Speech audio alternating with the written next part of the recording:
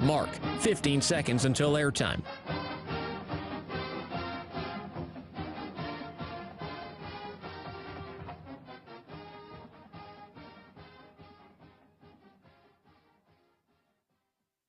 Oregon is going to the Final Four. The following is a Learfield presentation of the Oregon Sports Network. And Oregon is going to play in the national championship game.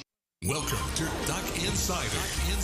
Man, it feels great to be a Duck. Give it to me, baby. My house. I'm taking it there. Their competitors, they'll want to put the O on. Three, got it! We're going to compete to a standard every day. The Oregon standard. Rebound. Up and in.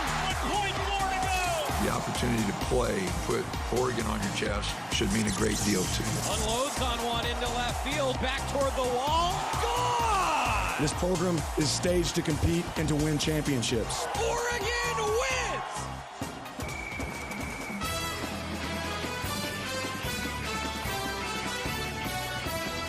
This is Duck Insider on the Oregon Sports Network from Learfield. Presented by On Point Community Credit Union. Better banking, local solutions. Live from the Country Financial Studio, let's talk Oregon athletics. Let's do it. Jordan Brenner, Jerry Allen, and this is the B team. Yeah. Joey Mack. How about the A team is vacation. Yeah, he's taking time off. He's on the BL, the baby list. Yeah, right now he's knee-deep in diapers. That- Well, I don't think he's probably that far along yet. I mean, just Maybe a just brand ankles newborn. deep in Yeah, diapers. just ankles deep. But congratulations to Joey and to Lizzie. Huh. That's where we want to start the show. Congratulations to both of you. So happy for you. We're just here to do what we can to hold the fort down and get you ready for football season, because that's the time of year it is. And the first scrimmage took place on Saturday. Jerry, you were able to be in attendance and watch that first scrimmage. What were some of your takeaways? Well, it's really difficult because it was the first scrimmage, Jordan. I mean, it's like, what are you expecting to see? Well, you're expecting to see guys kind of be on the same page. You're expecting to see communication. You want to see a few penalties, not very many penalties. You just want to see kind of a rhythm and see a start. And I think that's what the first scrimmage is. It's a starting point. Practice certainly is during the week, but that scrimmage is where they're really hitting. They're taking guys to the ground. They're tackling.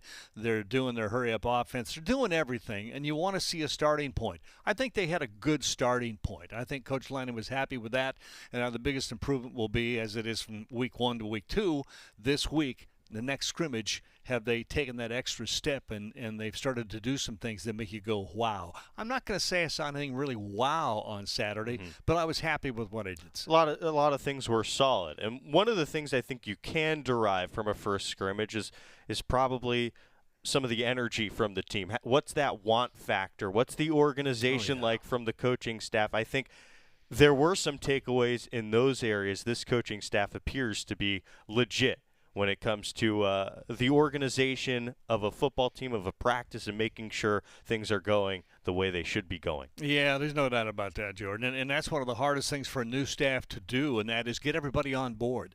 Dan Lanning is a master at that. He's got a personality that you believe in right away. When I met him in January, it was like, wow, I can't wait to see what he does in assembling his staff and then moving forward, because he's got this it factor that says you want to play for him and you're happy to play for him and you'll do whatever you can to make him happy. So I thought in that scrimmage, communication is great.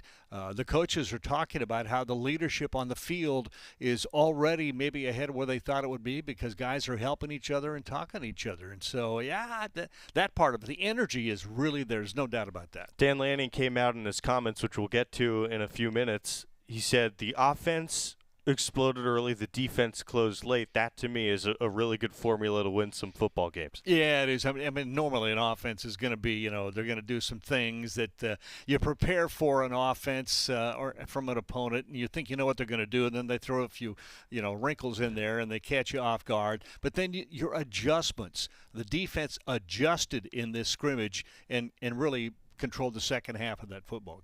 No doubt about it. Yeah. So a lot of things to be excited about. Yeah. Some news out today. The AP Top 25 came out, and 3 Pac-12 teams debuting in the AP Top 25. Utah as high as 7, the reigning champs. The Ducks coming in at 11th, and there's USC at number 14. 3 Pac-12 teams. I think we might see a couple more enter the top 25. Some teams that are coming off big seasons, like UCLA comes to mind as well. But I think a solid start for the Ducks at number 11. Sure, there are things to prove, but also a belief from a lot of the writers in the country that this front seven could be legit, and, well, a belief in the coaching staff as well. Yeah, I think that not only do they feel like they're legit, I think that they sort of realize that they've got some depth in that front seven and developing it in the back end too. But I'm really excited to see the bodies they have on that D-line and at that linebacker, that if things don't go well, somebody gets dinged, or if you get tired because you're going so hard, they can rotate guys.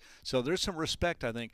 And it's Dan Lanning, his defensive genius, and I think a lot of voters are probably going, Oregon's defense is going to be good. Yeah, Dan Lanning certainly licking his chops. Some of the pieces Oregon has on defense, he's staying up deep into the night, figuring out ways to get those guys into good spots and to take advantage. There's no doubt about it. No doubt. Let's get to Dan Lanning. Post-scrimmage interview on Saturday. Here's the head coach of the Ducks. Good first scrimmage. I thought the compete was high. Offense really moved the ball early on, had some early success. Our defense had 2 big stops in 2 minutes. It was impressive on their side. Plenty of room for improvement on both sides of the ball, but there was good compete. It's that first time you get to see guys actually go tackle, and I think there's some nervousness around that to start, but the guys pulled the trigger and were able to finish. Relatively clean from a penalty standpoint, and I think we can still continue to get better there. All of our quarterbacks, you actually pull their stats afterwards, you're like, wow, they kind of had very similar days. I think all of them had success, all had scored touchdowns, 2 through picks. We talk about taking care of the ball, but in general, very similar performances across the board by those guys. Overall, like I said, good compete, good first scrimmage, certainly not our standard, but we'll go ahead and open it up for questions. How much intermingling and stuff like you did in the spring game did you do versus sticking with kind of personnel groupings by way of, particularly for the offense, since that was a big change for the quarterback? Yeah, we shuffled guys around. The guys that are competing for positions still competed, so we rolled multiple groups. Injuries, or? Not that I'm going to talk about. You said a couple picks, but overall, were there fumbles? I mean, you obviously prioritized protecting the football. Was that a positive for the most part? No, because we had turnovers, right? If you have 1 turnover, that's 1 too many. Now, on the same note, our goal on defense is to be +3 every game. So there were takeaways. Some of those situations are going to be situations where you're going to say you got to throw the ball. So let's say it's 4th down in 2 minutes, you need a touchdown or to get into field goal range. We're going to throw the ball, right? So there's a chance there might be a pick where on a 3rd down or a 2nd down, you might say an incomplete's okay. So we had a situation like that where we threw picks on must-throw 4th downs. But ultimately, still, we want to do a better job of taking care of the ball. I think we were closer today. Like I said, for those to come in those situations, I think tells you a little bit about, hey, our quarterback's decision-making, but we can certainly still get cleaner. How about explosives?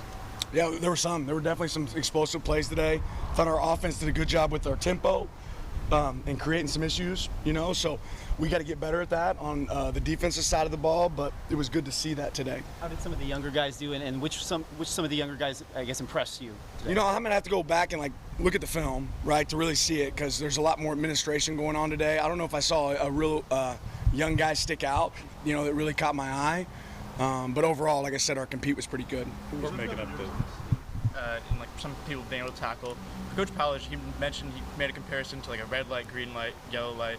How do you get those guys? He said some of them are at a yellow light where they're not sure about going yet. How do you get those guys to basically a green light before week 1?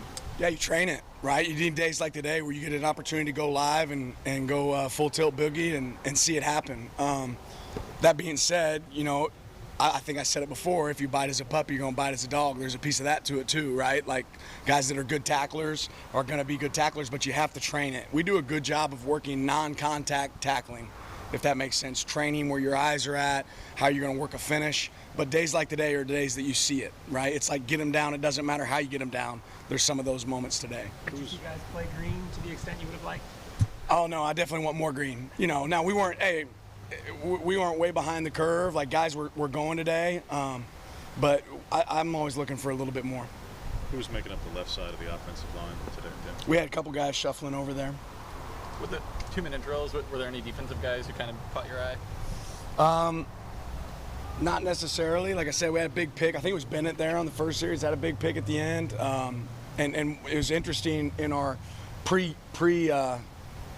team meeting, we showed a clip of Rice and UAB several years ago, back when Coach Maringer was at Rice. Rice is going in to score. They throw an interception to UAB. UAB, instead of dropping right there, right, has an opportunity to win the game if they go down. They start to return it back and they fumble it back to Rice. Rice goes down and scores the win. So we saw that exact scenario today, interception, and our defense went down. So it's fun to see moments like that start to be reciprocated in practice. We're solid, Kavika, or Feope. I'm not talking about injuries. Do you guys break this scrimmage down like you would a game? Like, do you guys go on film and position group by position group break down things, or kind of what's the evaluation process after this? We're watching in sequence. We'll grade every single play, right? So positive, negative, every single play. Just like that, we talk to the players about going to the doctor and seeing what medicine we got to take and what we have to fix. We'll do the same thing. When it comes to us as coaches, we'll do a write-up. What tools do we have in our tool belt that we feel like we need to carry into the season, right? And then what do we need to add? And that's, and we'll have a write-up. We'll have a pretty extensive write-up on offense, defense, and special teams on what we need to improve and make sure we get. Looking at those positives and negatives, if you had to pick a winner between the offense and the defense, who do you think won the day? I would have definitely said offense early. They were definitely moving the ball and having some success early. I think defense late, so it's good to see the yin and yang, but plenty to clean up on both sides. Lessons from today that you hope show up when you guys come back to practice next week? Certainly a lot, in particular, not necessarily. I think it was just there's a lot of things to fix, small, minute pieces, and each one of us has to have ownership and take it. Brought in a lot of new specialists. This was their first time in a game-like situation. Yeah. What did you see from the new kickers and punters? It's good to get those live kicks. I said this to Coach Lorg this morning. It's time for us to have a pressure punt with somebody actually rushing against us. And we created a couple of those scenarios. I thought overall our punters did a good job of punting. We didn't get as many field goals in this scrimmage as I wanted to. We probably could have done a better job of working those in earlier in practice. But when we did, they hit some big kicks there at the end. A couple kickoffs. We actually kind of worked every scenario special team in this moment. So a lot of guys got a lot of opportunities. I got to go back and watch it to see who performed the best.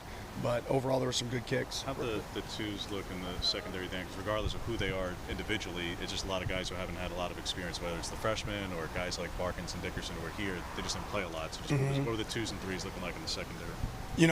Again, I think the offense had the upper hand at moments. There were some explosive plays, but certainly not just against the two group or the one group. It was really collectively across the board. We got to get better there. We have guys that are hungry. What I was excited to see is I didn't see as many mental busts and errors. A majority of our errors came because of the chaos that we created for ourselves, not necessarily because of the players making a mistake. So, but yeah, overall, I was pleased with where they're at. They're not there yet. Going back to special teams, were you guys as error-free in kind of all aspects as you would like at this point? Say it one more time. Were you guys as error-free in all aspects as you would like? Oh, no, certainly not. I think our snap operation, kick operation, all that stuff's really clean, but schematically being right, we got some more improvement to do. Did you guys practice live returns? We went tag off on the returner. Went live within the kick, the scrimmage kick, but then tag off on the returner, and then we similar to what we did in the spring game before. Crocker said that on Thursday, he felt like he was a little bit sluggish and felt like some of the other guys were a little sluggish. Like some guys brought it, some guys didn't. How did you feel like the energy as a whole was today? Yeah, I thought it was much better. I think what happened there on Thursday is it's common on a day when you come from a day off, that next day people feeling like they got to get their feet wet. And that's something we have to become elite at as a football team, is the day off after an off day, being elite and attacking that day. So all the quarterbacks like scoring drives, regardless of who it is. I'm not going to ask who, but do you feel that there is a leader of the group just yet? I don't know. There is. We certainly keep. I think everybody's had shining moments, and I don't feel like there's one that's just separated themselves out from the other. I think there's certainly room for improvement at each one of those for each one of those guys, and they've all had really good moments, and they've all had really poor moments. Now, again, I'll say this: I feel really confident we have quarterbacks we can win with, which is a big positive. Do you view no one separating themselves yet as a good thing, or is that something where you would like to see someone start? I like to know that you have multiple quarterbacks you feel really good about, and that's where I'm at right now. Is I feel really good about that. Just the running back distribution today. Just good. Our goal coming in was really to be kind of even across the board. I have to look at what our numbers were like, but we wanted to see what each one of those guys had, and we know what some of them have, but we were wanting to see, each guy get touches and each guy get in the game. And looking at the updated heights and weights, Dan, one that stuck out to a lot of people was that Justin Flo obviously cut some weight, and for those of a certain era, a 220-pound inside linebacker is unusual. I don't like to count players, but Nakobe was awfully close in terms of build. Yeah, I think he's 217 whenever he played there. So, there's certainly there's target height weights for certain guys. That being said, I feel really confident that Justin Flo has put himself in position to be able to play football at a high level. Last question. A lot of players have emphasized the communication between the coaching staff and them. What is it about a young coaching staff that is able to communicate well with 27-year-old kids? I wouldn't say it's necessarily young or not young. I think it's just a decision that coaches have to make. I've been around a lot of coaches that just don't feel like that's as important, and it's they're going to do whatever's necessary. But now I think we live in the day and age of why, right? Why coach? And I certainly believe that players are going to play harder for you when they know you care, right? And I hired coaches that care. Right, that was my big focus here, is making sure I got guys that care about players and care about relationships. And when you have that, you're going to communicate. Right? If you don't have that, you won't. And regardless of age, I think that's important to be part of our program. Dan Lanning there, comments after the first scrimmage. Jerry, we were just talking about this during his comments, just how I think Dan Lanning inspires a belief in what he's doing and his staff and the entire program. You can feel that every single time he talks. Oh, you can. I mean, you just look at him, and you can tell when you look at somebody whether they're listening to you and care about what you say and whether it's important to them. And he's a listener. He's a teacher. Man, can the guy teach. But I think part of teaching is listening to the student that you're teaching and finding out whether or not, or your coaches, are they getting what I'm trying to teach them, or are they just listening to me and we're not communicating? He teaches and then he listens. He's a communicator. I'm awfully high on Dan Lanning, but he's got to win. Bottom line, got to win though. Okay, no doubt. That's what it comes down to. So no pressure, coach, but just win. Okay, yeah, you communicate. But win and communicate. Those are the two things. Yeah. Hey, Jerry, thanks for being here. We'll hear a lot more from you before the season starts out. Looking forward to it, Jordan. We got Matt Pallage coming, the co-defensive coordinator. Then Graeme Abel joining us, head soccer coach here at Oregon. That's at 1:35 on the Oregon Sports Network from Learfield. Now's the time to visit your local Toyota dealer and find yourself in a stylish and fuel-saving RAV4, Corolla, or Camry. Or climb behind the wheel of the rugged Tundra, Tacoma, and more. Toyota's national sales event is on. Toyota, let's go places. Hey Duck fans, we're all about protecting our home turf here in Eugene. You should do the same for your home with Country Financial Insurance. Most home insurance doesn't account for inflation, but with Country Financial, yours can. If something happens to your home, make sure you can rebuild the same house in the same place. Call a local representative or 866-COUNTRY and get a solid defense for your home. Home insurance policies issued by Country Mutual Insurance Company, Country Casualty Insurance Company, or Country Preferred Insurance Company, Bloomington, Illinois. Property must meet age and condition requirements, which vary by state. Now's the time to visit your local Toyota dealer and find yourself in a stylish and fuel-saving RAV4, Corolla, or Camry. Or climb behind the wheel of the rugged Tundra, Tacoma, and more. Toyota's national sales event is on. Toyota, let's go places. Your daily dose of Oregon athletics. This is Duck Insider from Learfield.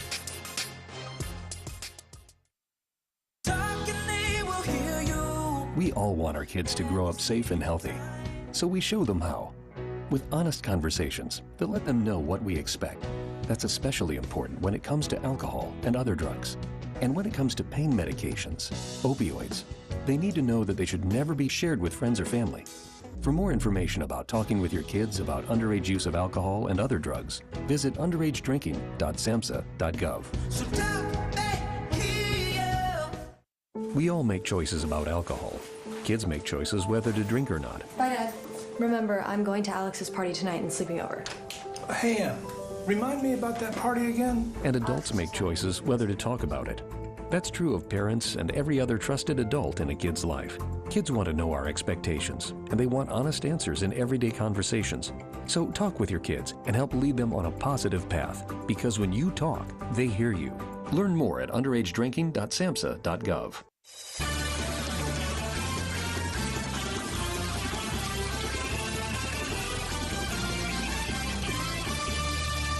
Welcome back to Duck Insider, back in the Country Financial Studio. Duck Insider, as always, brought to you by On Point Community Credit Union. The safeties coach, the co-defensive coordinator, Matthew Pallage, spoke with the media on Friday. We'll get to that interview. Still to come, Graeme Abel, head soccer coach at Oregon. He's going to preview the opening match of the Oregon Athletics calendar Friday against New Mexico State. First, though, the co-DC, Matthew Powledge. Just how's fall camp been going for you? Just the first year here in Oregon? Yeah, it's been awesome. One, starting off with just the weather. I don't think I've ever spent a fall camp in beautiful weather like this. We've been lucky with that. Just our team, just the total buy-in and the culture and everything that Coach Lanning's been bringing. We've had great energy, and we've definitely seen a lot of improvement in the last 6 practices. You guys have a lot of experience in that safety room. Trajan Williams, a newcomer. Just what have you seen from him so far? Oh yeah, Trey's doing a great job of learning and trying to gather the information that we're spitting out right now. We're a multiple defense, and so for a young guy, it can be overwhelming at times. But he's really owned up, and a lot of older guys have taken him under his wing. And these last couple of days, he's definitely had some bright spots. So it's been cool to see. When you say multiple defense, you mean like your guys are learning multiple safety spots on the fly type of deal, or? No, multiple defenses meaning like, hey, we're just not going to line up and play one call the whole game. We're multiple with with the different fronts that we run, multiple with the different coverages, that we'll run, and also different types of pressures and different ways to affect the quarterback and get after him. So just from that standpoint, we're probably a little bit more multiple than maybe some of the other defenses, in the pack or in other leagues. What have you seen from Trequez Bridges and Brian Addison? We haven't got to see them really at fall camp, but spring camp they were seemingly the ones out there for safety. So yeah. What have you seen from those guys? They've been doing a great job. I think their leadership is one thing that has really stood out. I think they really, stepped up into that role and have really taken some younger guys and maybe even some older guys, but maybe don't have the same type of experience that they have. And they've done a great job in that role. And so that's been exciting to see. And I think they're going to continue to grow, and I'm looking forward to watching them play this fall. Specifically on Trequez, you mentioned working both with the safeties and the cornerbacks. What have you seen from him in balancing both groups and his positional versatility? Yeah, well, he's got positional versatility without a doubt. And I think anytime that you have a guy like him, and there's multiple guys just in the back end in general, corner and safety, that have that type of versatility. They're a little bit bigger bodies, right? They run all, just like corners. They have coverage ability. And so you're really just trying to find, the right matchup and trying to play to your personnel. We're not trying to fit a round peg in a square, try to fit a square peg into a round hole or anything like that. So really trying to play to our players. And, Quez has done a great job of learning multiple spots, and he's done a great job competing early on this fall. As you guys progress in this camp and start getting into scrimmaging, just for you as a coach, what are the main things you talk to your guys about what you want to see in a scrimmage situation? Yeah, absolutely. Turn it loose. Play green. When we started camp, day one, I kind of showed them a stoplight, and we talked about how, most college football players aren't in this red category, right? Okay, where you're just stopping. But a lot of college football players are in that yellow category, where they might be a little bit timid, or they might be a little bit unsure, or they might not trust their eyes. And, we just want to be a group that when we show up on Saturdays, we turn it loose and we play fast. And, hey, if we make a mistake, we go to the next play and we play fast again. And we're always on the attack, and we're always giving it our very best. How do you build your group to play green like that? How do you get from timid to going? Yeah, I think a lot of it is a mindset, right? I think a lot of it is preparation, right? I think, a lot of it is blocking out externals, whether it's the outside and being worried about things that you can't control. And so a lot of that goes into it, in my opinion. And then a lot of it is, on us, as coaches, to make sure that we're training those habits and putting them in situations at practice to where they get in the game, they're comfortable. They've already been in that position before. And I think when you're in an environment like that, where you walk into the stadium and practice is way harder than this is, then you're able to turn it loose, a little bit more. I realize you talk about versatility, so guys can certainly play lots of spots, but how many questions do you feel like you have in your group? Because, all right, Veron's gone, sure, but you had guys who were, Steve was a starter, but then he got hurt. B.A. was kind of a situational guy, took over more. Bennett can do nickel and deep. Jamal can probably do deep. How much do you actually have to sort out, do you feel, over the next 10 to 15 days and a couple of scrimmages? I think we're heading in the right direction, and I think the chips will fall into play. I think guys are working extremely hard, and they're really competing right now, but not necessarily with each other, but kind of with themselves. And we talk about all the time, just being the best that we can be individually, as opposed to, hey, I'm trying to be better than this guy, or I'm trying to be better than the man lined up across from me. I think that's competitive maturity, and because we have a little bit of an older group, a lot of those guys really understand that. What is it about Bennett that allows him to play such a variety of positions and play them all well? Yeah, I think it starts obviously with his athletic ability. He's a guy that if you look at him, right, he looks like a strong safety, all right, but he runs, like a nickel. And I think he's got great instincts and great football intelligence. So a guy like him, could play multiple positions, and he's not. You don't feel like he's out of place, and he doesn't feel like he's out of place. The thing that I think's really separated his game as of late, though, is just his focus and his studying of the material, really learning the defense, and really taking ownership and being kind of a leader in that group. When you bring a guy like Damon back to the program, Howard, obviously things left off on a pretty nice foot, otherwise he wouldn't be back, but where does he fit in terms of positionally for you? Because we didn't get to see as much in the spring. Right. Well, he's super talented, and obviously he's coming off of a shoulder injury that's 100% healed now, and had a great recovery, and he's been out there flying around, making plays. Just really excited about him, and glad that he's a Duck. You mentioned Bennett and his leadership. He expressed taking on more of a leadership role as well. Have you seen tangible results of him being a leader in that defensive back? Oh, most definitely. Most definitely. Yeah, we've seen him multiple times. He's texting guys in our group text, asking them, hey, we got an hour, lunch break right here. Like, let's get up there. I'll go over film with y'all. I know coaches are maybe in the staff meeting. I'll go through plays with y'all and stuff like that. But it's not just that, right? It's on the field too. I think he's led really well by example, doing the right things. I think he's been very, very coachable and has taken coaching. And I think for young guys sometimes when they transition, to the college level, it's good that they got an older guy that's kind of showing them what that looks like. He's had a learner mindset. So I've seen a lot of growth from him so far in this first week or so of camp. How does someone like that help you do your job? I think it's extremely helpful, without a doubt. So that's what makes me so excited about having him in that room. Does it make it easier to lean on him to translate things down? Yeah, and I think we want to be a player-led team for sure. But obviously everybody's got to be aligned, and the message has to be the same. And I think that's what the first 8 months of us being here and kind of building the culture that Coach Lanning has.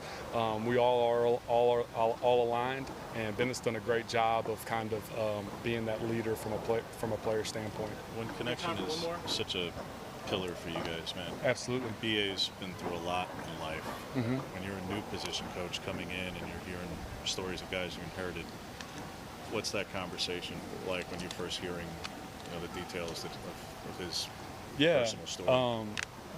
I think we all have stories, right? And his is one where he's experienced some hardships throughout the course of his career. Unfortunately, I've experienced some of those, and so we've been able to relate on some level with some of that. And we've bonded over some things like that. And so just the connection piece in general between me and him, and he knows how important each one of his teammates are, and I think he shows it, right? And so players really, really look up to him just because of how well I believe he connects with others. And I think it's really cool how he's kind of turned what might break some people. It's kind of made him a really strong individual. That's Matt Palage, coach of the back line of the defense, the safety position, co-defensive coordinator. We'll talk with the defensive line coach. It's Tony Tuioti. After this break, it's the Oregon Sports Network from Learfield. Stay with us. At Shadow Hills Country Club, our all-inclusive event pricing allows us to take care of all of the details while you enjoy your event. Our wedding garden, expansive grounds, ballroom, and meeting rooms can accommodate any size event and come complete with full catering and service staff. From weddings to business and social events, Shadow Hills offers the benefits of a resort atmosphere and the peace of a country setting just minutes from downtown Eugene. For more details, call us today or go to shadowhillsevents.com. From the weight room to the classroom, on the field and off it, On Point proudly supports University of Oregon athletics because student athletes do so much more than bring us pride on game day. They bring our entire community together in Eugene and all across Oregon. So whether you're watching the game in the stadium, at home, or at your favorite local business, their success makes all of us stronger. On Point Community Credit Union, onpointcu.com. Federally insured by NCUA, Equal Housing Opportunity. You're listening to Duck Insider. Duck Insider on the Oregon Sports Network from Learfield. Meet Ed, movie buff, animal lover, safe driver. 5 years of driving an ambulance teaches you a thing or two. If people knew what I know, lives could be saved. When I see a car trying to rush past a turning bus, I get concerned. You see, when big vehicles turn right, they have to swing wide to make the turn. And that's a lesson you don't want to learn the hard way. When trucks and buses turn, let's you and I wait. It's our roads. It's our safety. Visit www.sharetheroadsafely.gov.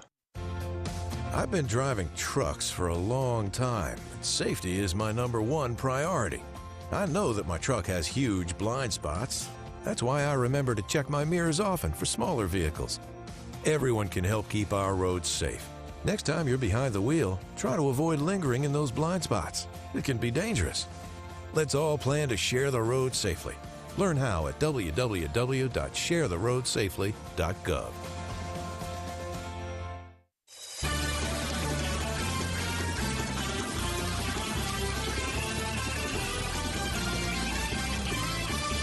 Back here in the Country Financial Studio, Duck Insider, brought to you by On Point Community Credit Union. Jordan Brenner filling the seat for Joey Mack. Congratulations if you're just joining us here.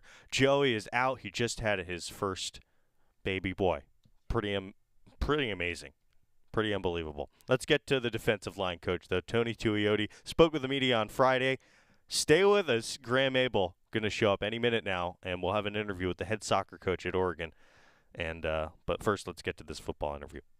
It was several of you guys trimmed down quite a bit. Both Casey, we had obviously before, and Taki. I'm sure that was part of a plan to have multiple, zeros and shades lose 10+ pounds. What went into it? It's just really their mindset. Just coming into camp, being prepared, having experienced guys, veteran guys. They know and understand what they got to do to make sure that they're in peak performance. So as you get closer to games, Taki's done a great job in the offseason, in the summer, getting with Coach Love and the rest of the staff there to get his body right, and it shows when he's out there. Casey, credit obviously the relationship you have with him and why he's here. From your perspective, what were you selling him on and getting him here? Because I'm sure he had lots of opportunities where he could have had a more sure and less deep depth chart on the inside of the defensive line to go play and be a starter and not really have to compete that hard. Here it's a really deep group. Yeah, and that's the thing I love about Casey. He's not afraid to compete. He wants to come to a place where he can get challenged every day. He wants to get to a place, he's got Coach Lepoy as a defensive coordinator, Coach Dan Lanning as a head coach that's also a defensive guy. So there's a lot of coaches here that are going to help him develop and improve his game. And that's what I love about Casey the most is that he's not afraid to compete, and he wants to come and be a part of a winning program. How are Casey and Jordan going to help you along the defensive line? What skills are they bringing to bolster this group? Just physicality. They got experience. Both of them graduated, dealing with more mature young men, guys that are basically coming into this season like professional football players. They're just locked in and trying to be the best football players they can be. They got bulk, size, and speed, so that's going to help us in the trenches and just add some really, really quality depth for us. So. You mentioned they both graduated, but I think they're both like all academic guys, conference all academic guys. Is that reflected in come across in their football in any way? Yeah, and it's they take pride in making sure that they represent the group the right way. We talk about that a lot in our room. We talk about playing like a duck, and there's a standard that we live by. It's not just on the field; it's also off the field. So it's a really, really big expectation of mine that my guys try to exceed as much as they can on the football field, but also in the classroom. And that's something that's really, really important to me, that they all get their degrees, and hopefully everything works out where they get a chance to play on Sundays. But one thing is to make sure you get that degree, because that's going to help you for the rest of your life. How different is your room compared to spring, Tony? There's 7 guys, not just Casey and Jordan. It's 3 guys who are out and 2 you got a 3 deep basically who's here in addition to who you already have. It's a lot funner coaching now than it was in the spring. having Dorless back, having Popo back, also having Keon. I mean, those are guys that play quality reps here. The leadership from Brandon Dorless has been awesome. He's done a great job in just setting the tone. He's the alpha of our defense, and the rest of the guys follow after him. And I think just being able to have those three guys and adding the grad transfers with Casey and Jordan and adding Taki too as well, I feel really, really good about our depth in terms of who we're putting out on the field. What does Dorless do to become the alpha of this defense? He's matured a lot, and he sees that it's his time. He's been, with Kayvon Thibodeau for a while, and now him not being there, I think he's really taken upon himself to be the guy to, carry on a legacy where he can be a leader and make sure that this defense plays, to its best capability. So. As you guys transition in camp and start getting into scrimmages, what are the sorts of things you look for in scrimmages? What are your main things you talk to your guys about that you want to see from them in a scrimmage situation? Just being stout in the run game, definitely looking for knockbacks, looking for affecting the quarterback. This is a deep group, and knock on wood, everybody stays healthy, but they all got to compete. Everybody's trying to fight for reps, and that's what camp is all about. Everybody wants to play, but there's only so many reps to go around. So this scrimmage and the next few scrimmages that we have, it's really, really important for these guys so they know and understand what's ahead of them tomorrow. For Dorless, where have you seen him kind of make the biggest improvement between spring and now? In the run game.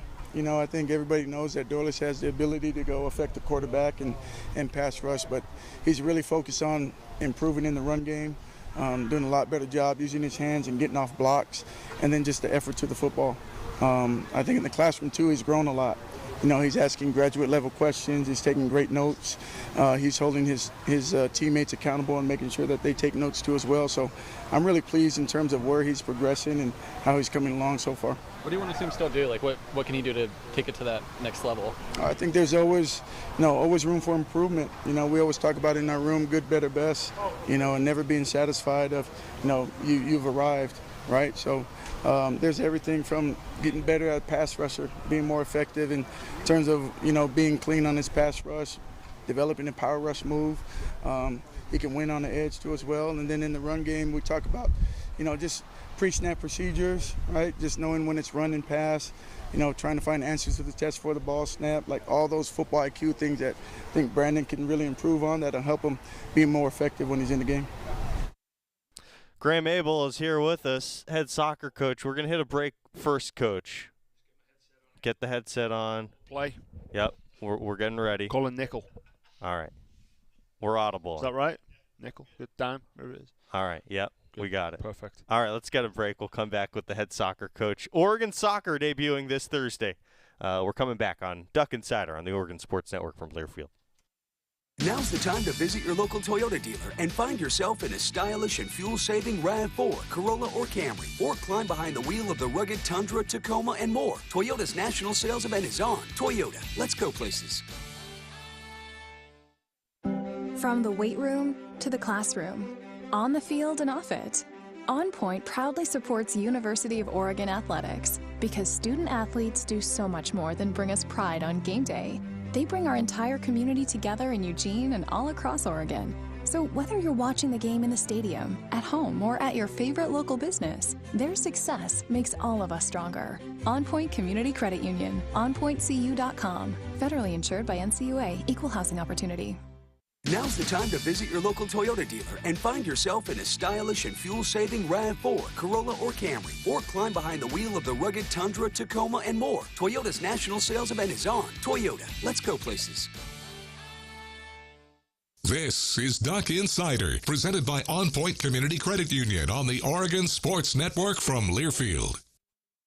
I found hope in the midst of an overwhelming situation. Alcoholism is a disease that can affect any family. Everyone suffers, but there is help and hope at Al-Anon Family Groups. Al-Anon gave me my life back. I'm a better father and husband. Are you in an overwhelming situation because of someone else's drinking? Al-Anon and Alateen can help. Local and virtual meetings are available. Maybe one could work for you. Call 1-866-200-0033 or visit alanon.org/hope.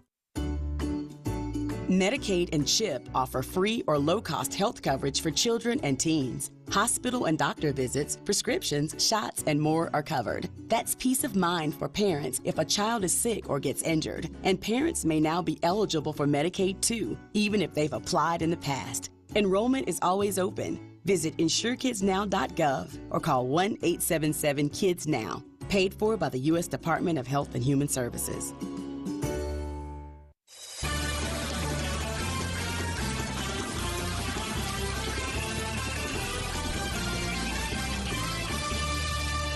The Oregon Athletics calendar was supposed to start last Friday. It's going to start this Thursday, 5 o'clock. Oregon soccer in action, kicking us off. I think it's the perfect way to start the season. We're joined now on Duck Insider by the head coach, Graeme Abel. Thanks for being here with us, Coach. You're showing off your multi-sport knowledge before the break, calling out some of the nickel formations, the 4-3s. Is it safe to say that you're a Madden player as well, in addition to your occupation as a Oregon soccer coach? A little bit in college. We would, like we were saying there on the break, I think we used to do the draft, at the start of the year, and we'd have a league going within our dorm, within our little dorm area and stuff like that. I think if you went with Kurt Warner and Brett Favre, one of those two quarterbacks. Oh, so we're going way back. Got yourself a good receiver and just chuck it long every time. So that was my theory. Yeah. So you're probably busy doing some other things these days. Not as much Madden, but maybe FIFA. Are you a multi-sport athlete when it comes to video games? Off season, we'll get a little bit of FIFA going. A little bit of Formula One. That's another one that we can do. Sure. Yeah. So it's actually, I've got to go to England at Christmas. First time I've been back to England in a long time, and I've got to drive, and I've never drove in England. So I'm actually thinking I'm going to try and download a British game, get a steering wheel, actually do some practicing on the PlayStation. So my wife's told me when we land in England, she's taking the kids in a different car, and I can drive in that car on my own. And so I might utilize the PlayStation for that as well. Good to hear. All fun with video games. Well, maybe there was time for video games this past week with the canceled match. No, still training going on. Yeah. We were still able to get a lot of things done. Good. Get a lot of good pictures with video, do a lot of educating and teaching through video. So we were able to still get a lot of things done, which was awesome. Yeah, probably had a lot of reps dealing with this type of stuff the last few years. It's almost, the team is trained to figure things out over Zoom, who's coming into training today or not. It sounds like you rolled with the punches quite well the past week. Yeah, I mean, I think all our processes are in place. I think the key piece is the communication among staff, like you said, who's in, who's out. I mean, when we've got people returning, it's making sure that they're doing a certain load through training and we're not taxing them too much. And, the whole focus on being as healthy as we can rolling into this week. So like I said, we were able to get a lot of stuff done, a lot of good messaging and a lot of good teaching done through various methods. So happy overall, which was great. So I think fans are curious, what is the state of the team? What's the state of the match on Thursday? Should fans be ready?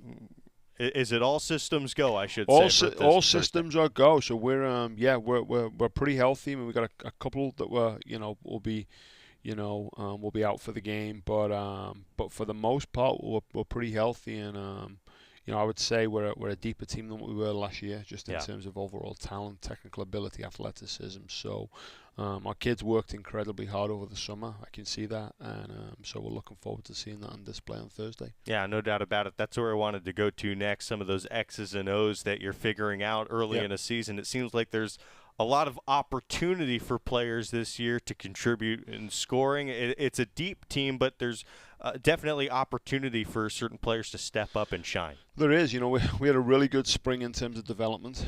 Kids like, Caitlin Pokulba, she was able to get more minutes and really help herself physically. We finally got Callan Harrington fully healthy, so she's back with regards to those pieces.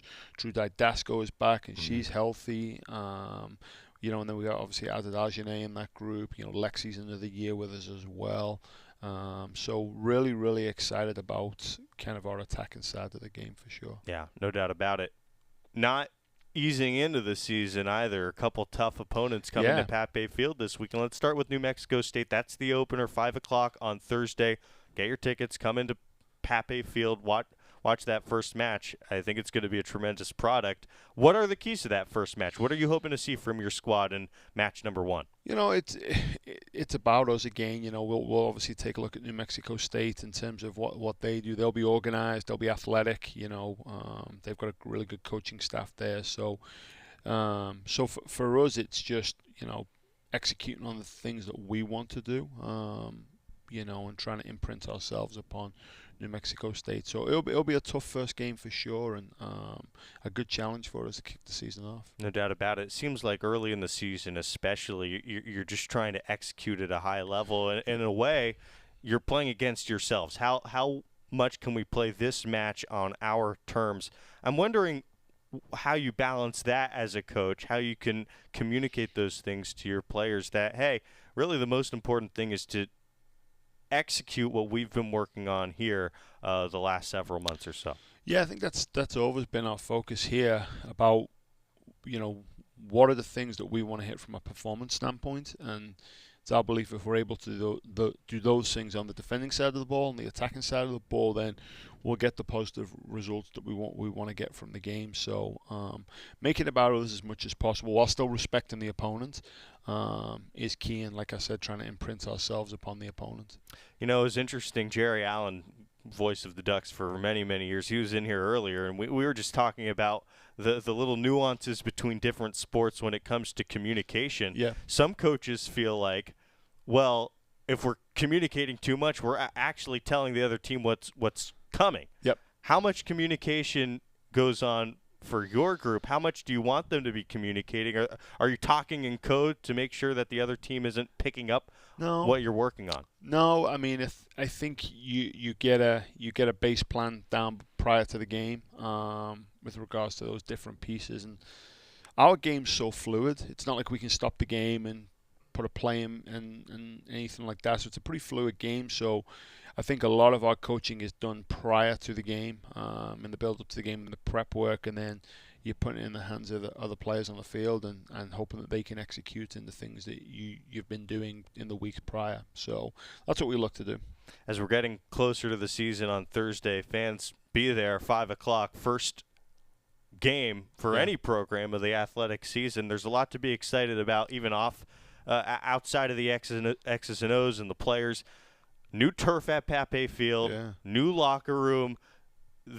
It's an exciting time for the Oregon soccer program, and I think some of the facilities really reflect how special and how great this program can be. Well, that's the thing here at Oregon. Everyone's so curious about the facilities. That's what we get people to come and visit us all the time. And I was talking to a coach the other week at a Champions League team in the UK, and he described Oregon as like Disneyland. So it gets all the way over there as well. But no, we when we took over the program, we look early 2020, I think it was now, or late 2019, I can't remember. It's gone back that far with COVID and everything. But we wanted to do different things, and we obviously got shut down. And by the time we were coming back to train, it was, let's not worry about all those the facilities and those pieces. But now we've been able to, like you said, get the locker room redone, take care of that piece for the kids. So thankful to the department and the Duck Athletic Fund for getting the field taken care of for us. That was a huge piece. So describe it more as like infrastructure pieces that we started to get in play and started to build more around the team as well. That will give us a sustained success moving down the line as well.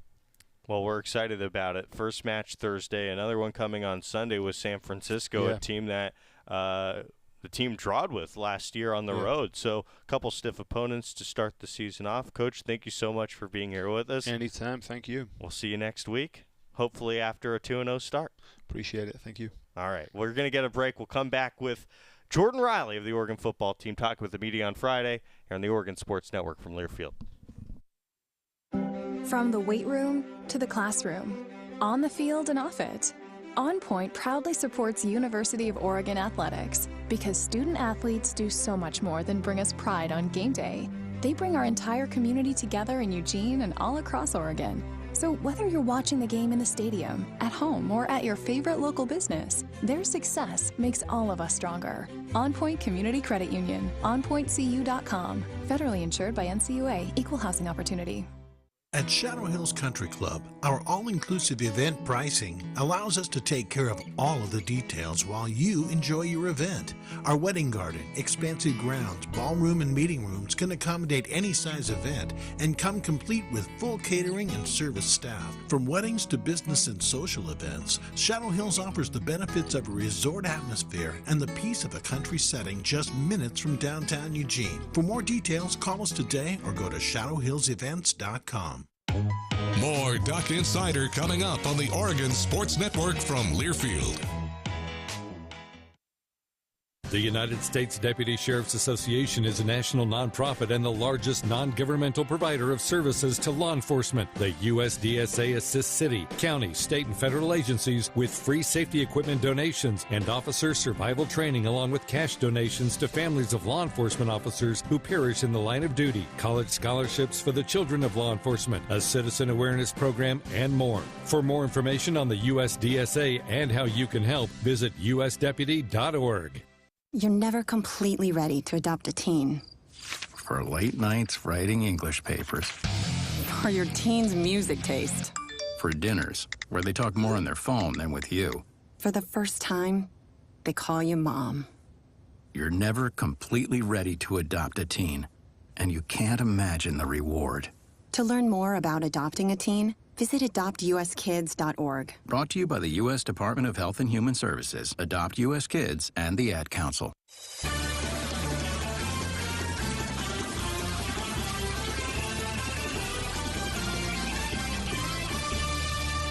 Jordan Riley from the Oregon football team, a transfer into the U of O. He spoke with the media on Friday, had some interesting things to say. We'll get to that here on Duck Insider. I'm loving Eugene, man. It's nice.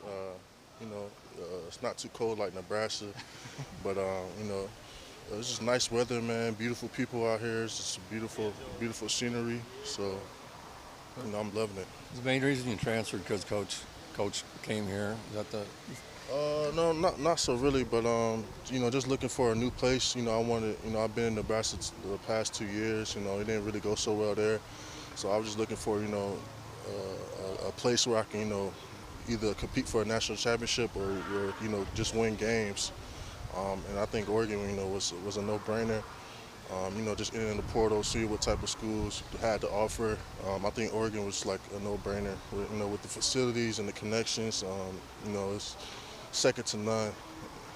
Nebraska was real close in a lot of games against some good teams. So, how do you compare the defensive line there to here? I mean, what do you see here now?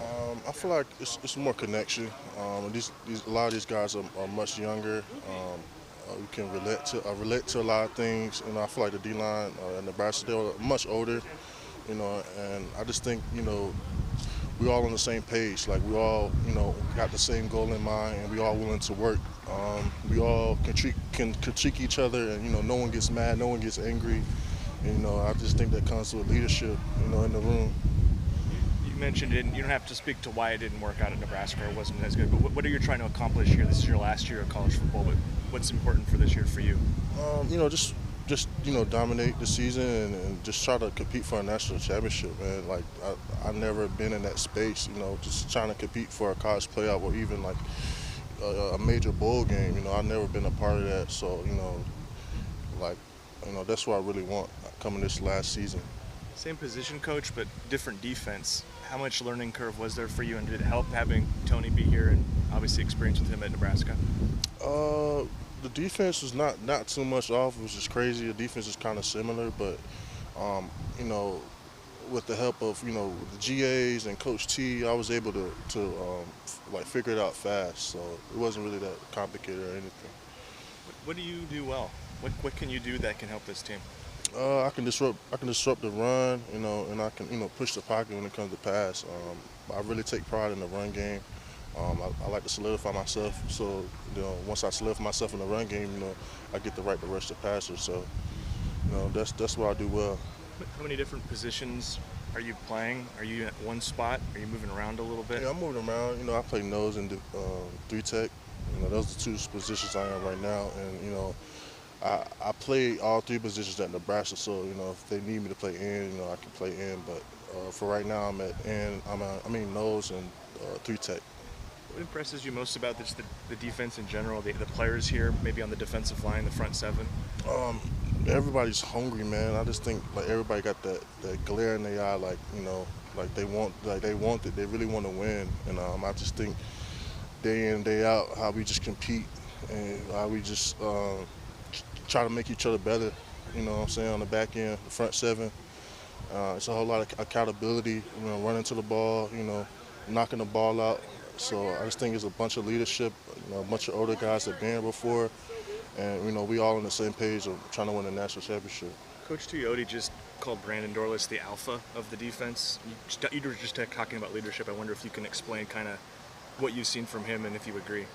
Oh, yeah, man. He's always a guy that, you know, that's willing to do the extra work. You know, always the guy speaking up. He always lead by example.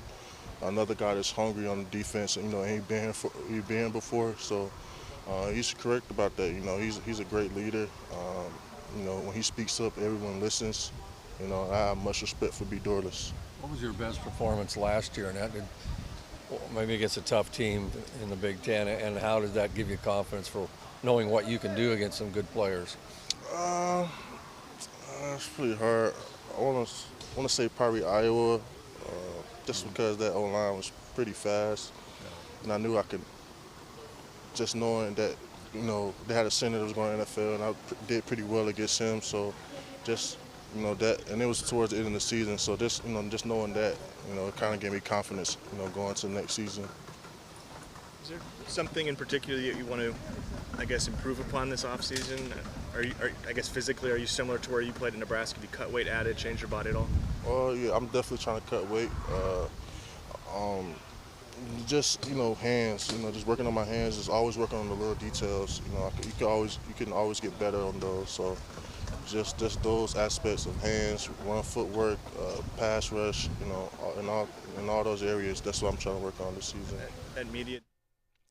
Good to hear from Jordan Riley, transferring from Nebraska, part of a deep front seven, a deep defensive line that is sure to move some bodies, collapse that pocket, stop the run this season. Good show today. Tomorrow, you can look forward to H.J. Cohn on Athletic Director Tuesday. Matt Ulmer will be with us in the studio as well. Another great show. Happy to talk with Graeme Abel today. He had some good things to say. Oregon soccer getting their season started on Thursday at 5 p.m. The first event on the Oregon Athletics calendar. Don't forget about San Francisco coming to town on Sunday afternoon as well. Hopefully Oregon soccer can go 2-0. Good first show. Congratulations, Joey and Lizzie. We're happy for you. And we'll talk to you for more Duck Insider tomorrow, 1 o'clock, or later on a podcast on the Oregon Sports Network. Go Ducks. Victor deployed for the first time to Afghanistan in 2003. He sustained a moderate traumatic brain injury. One of the most important elements of caregiving is taking care of yourself.